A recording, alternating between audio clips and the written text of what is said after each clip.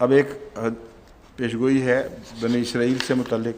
وَقُلْنَا مِن بَعْدِهِ لِبَنِي إِسْرَائِيلَ اسْكُنُوا الْأَرْضَ فَإِذَا جَاءَ وَعْدُ الْآخِرَةِ جِئْنَا بِكُمْ لَفِيفًا، کہ جب آخرت کا وعدہ آئے گا اس وقت ہم تمہیں ساری دنیا سے سمیٹ کر اکٹھا کر دیں گے۔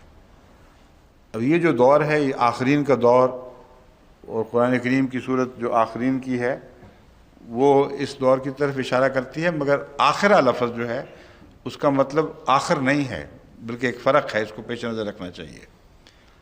دور آخرین سے مراد ہے وہ دوسرا دور، اور آخرت کہتے ہیں بعد میں آنے والا۔ تو بعد کے آنے والے زمانے میں جو عجیب باتیں رونما ہونے والی ہیں ان کی پیشگوئیاں کچھ سائنسی ہیں، کچھ مذہبی نوعیت کی ہیں، کچھ سیاسی نوعیت کی ہیں، سب قرآن کریم میں موجود ہیں۔ یہ جو پیشگوئی ہے یہ مذہبی نوعیت کی ایک پیشگوئی ہے، جس میں یہود کے متعلق فرمایا گیا کہ ہم تمہیں تمام دنیا سے اکٹھا کر کے ارض مقدس میں لے آئیں گے۔ اب یہ جو واقعہ ہوا ہے اس میں لوگ کہتے ہیں یہود کی چلاکی، ان کی سازشیں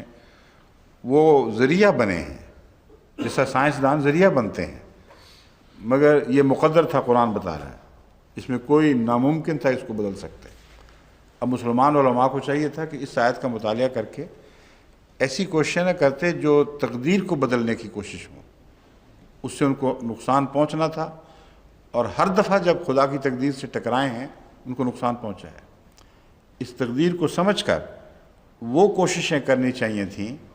جن کا قرآن کریم میں ذکر موجود ہے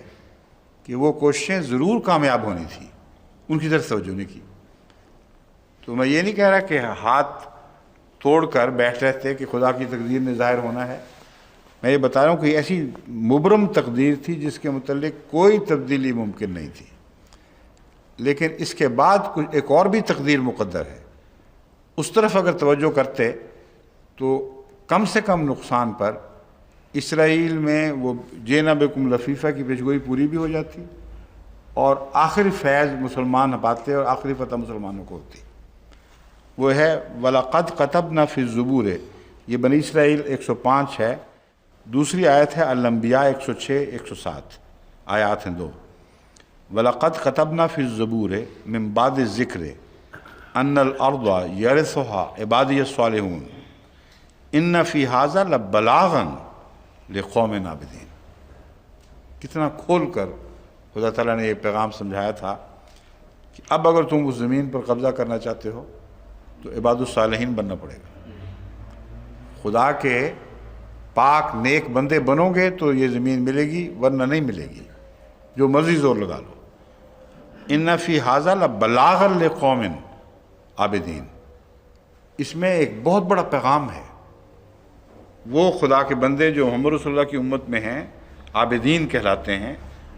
ان کے لیے اس میں ایک بہت بڑا پیغام ہے، ایک عظیم پیغام ہے، بلاغن۔ اس کو سمجھیں گے تو فائدہ اٹھائیں گے، نہیں سمجھیں گے تو ٹکرے مارتے رہیں گے، ان کا کچھ بھی نہیں بنے گا۔ اب تک تو نہ سمجھنے والا دور چل رہا ہے،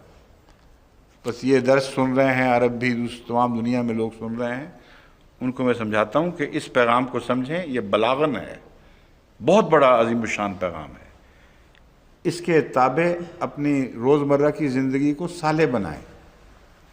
اور یہ صالح بنانے کا جو مضمون ہے اس کا حکومت کے تختے الٹنے سے کوئی تعلق نہیں ہے۔ حکومت کے اسلام کے نام پر تختے الٹنے کی کوششیں جو ہیں یہ اسلام کو یا اسلامی دنیا کو مزید کمزور کریں گی۔ کبھی بھی اس کا فائدہ نہ ماضی میں ہوا ہے نہ آئندہ ہوگا، اس لیے یہ ظلم نہ کریں اپنی جان پر۔ ایک خودکشی کے بعد یہ دوسری خودکشی ہو رہی ہے۔ پہلے خدا کی تقدیر سے غلط طریق پر ٹکرانے کی کوشش کی گئی، اور اس سے نقصان ہوا، جتنا تھوڑا ملنا تھا اس کو بڑھا دیا گیا بہت۔ وہ اسرائیل جو اسرائیلیوں کی کوششوں سے ملنا تھا ان کو، وہ تو چھوٹا سا خطہ تھا۔ جو اسرائیل ان کو مسلمانوں کی ناسمجھی کے نتیجے میں، ان کی لیڈرشپ کی غلطیوں کے نتیجے میں ملا ہے، وہ اس سے کئی گنا زیادہ ہے۔ کیوں جی آفتاب خان صاحب، کتنے گنا زیادہ ہے وہ؟ میں نے گلف کرائسس میں حساب کر کے بتایا تھا، 20-25 گنا بن جاتا ہے، بہت زیادہ ہے اس سے جو اصل تھا، بالکل چھوٹا سا تھا۔ تو یہ آیت جو ہے یہ زیر نظر نہیں الانبیاء کی 106 107 اللہ تعالیٰ فرماتا ہے کہ تمہیں مل سکتا ہے، مگر ہم نے زبور میں داؤد کو، جس کے نام پر صہیونی تحریک چلی ہے، زائن ہل کا حضرت داؤد سے تعلق ہے، تو زائنسٹ موومنٹ نے جو اسرائیل لے لیا تھا، اگر تم چاہتے ہو کہ اسے حاصل کرو تو زبور پڑھ کے دیکھ لو، وہاں ہم نے یہ کہا تھا کہ بالآخر یہ زمین میرے عبادت گزار نیک بندوں کو ملے گی، عبادی الصالحون، اور اس پیغام کو بھول گئے، حالانکہ تنبیہ بھی تھی ان فی ھذا لبلاغا لقوم عابدین۔ تو قرآن کریم ہر موضوع پر پیشگوئیاں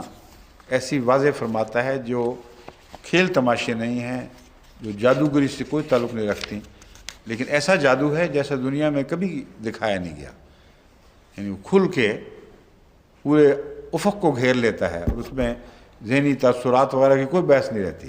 جیسا سورج چڑھتا ہے اس طرح قرآن کریم کی پیشگوئیاں جب سچی نکلتی ہیں، ثابت ہوتی ہیں، تو سورج کی طرح چڑھ جاتی ہیں۔